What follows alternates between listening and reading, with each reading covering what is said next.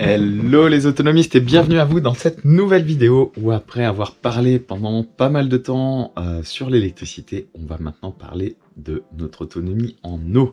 Donc je vous rappelle, on vit dans un Evership maison qui normalement sera complètement autonome en eau, en électricité, en chauffage, en climatisation et en nourriture.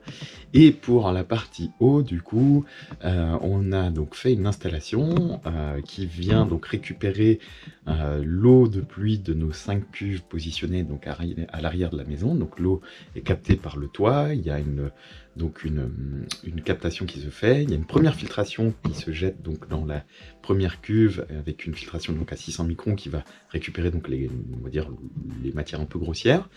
Et ensuite, par effet donc, de trop-plein, la cuve 1 va alimenter la 2, la 3, la 2 va alimenter la 3, la 3, la 4, etc. jusqu'à la 5.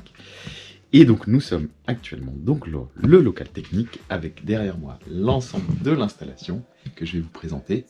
Donc installation qui nous permet donc d'avoir deux réseaux d'eau, un réseau d'eau potable et un réseau d'eau qui va être lui non filtré jusqu'à la potabilisation pour être envoyé dans le lave-vaisselle, dans le lave-linge, dans la douche, dans les toilettes si on les alimente. Ce qui ne sera pas le cas au début, on aura une toilette sèche. Et donc je vais vous montrer un petit peu cette installation. Donc en gros, assez simplement, il y a donc nos 5 cuves qui arrivent ici, 1, 2, 3, 4, 5. Le tout est mis donc sur une clarinette que l'on a fabriquée, que Roland nous a aidé, donc son aide a été précieuse pour faire tout ça. Et donc là, on a un premier départ, une première purge qui nous permet de vider éventuellement les eaux un peu sales de nos cuves, et ça nous permet aussi de mettre en siphon nos cuves. Ensuite, on a ici la suite du circuit va se faire vers une pompe 230 volts de chez Pinter Sureflow avec un débit de 11 litres minute, et on a un circuit qui permet de bypasser cette pompe si on veut essayer de fonctionner en gravitaire. On a ici un premier mano, un premier filtre à 20 microns. Ensuite, on continue, un petit clapet anti-retour. Et là, on aura donc un départ qu'on n'a pas encore installé vers notre eau donc, qui ne sera pas traitée, qui va être donc relié ici sur le réseau d'eau froide. Ensuite, je remonte et nous avons donc ici un deuxième filtre qui donc va permettre donc ici de faire la partie donc potable. Donc ce premier filtre, lui, va filtrer à 5 microns. Ensuite, on a un filtre à charbon actif qui va permettre lui de récupérer tout ce qui est vraiment métaux lourds, tout ce qui est vraiment bof à boire, qui pourrait être contenu dans les eaux de pluie. Donc là, on a ce filtre qui va faire ce travail. Celui-ci d'un micron va récupérer les particules du charbon actif et va encore jouer un rôle de filtrant.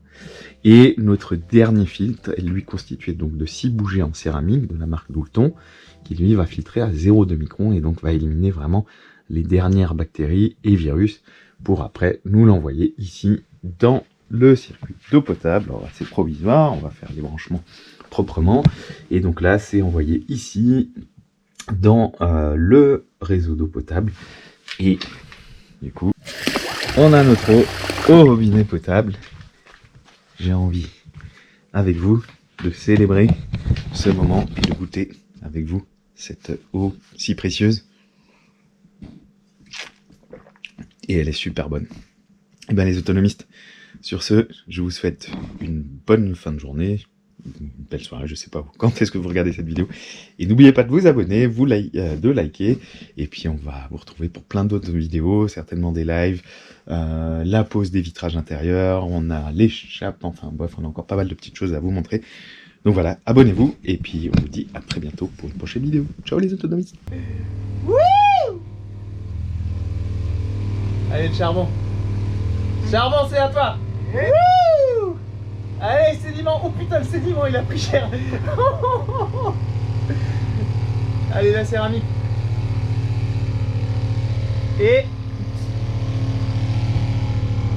Allez. Céramique, il se remplit. On se dirait Fort Boyard quand il y a les boyards qui vont tomber. Oh, allons-y. Ah, ça arrive. Olé. Wouh.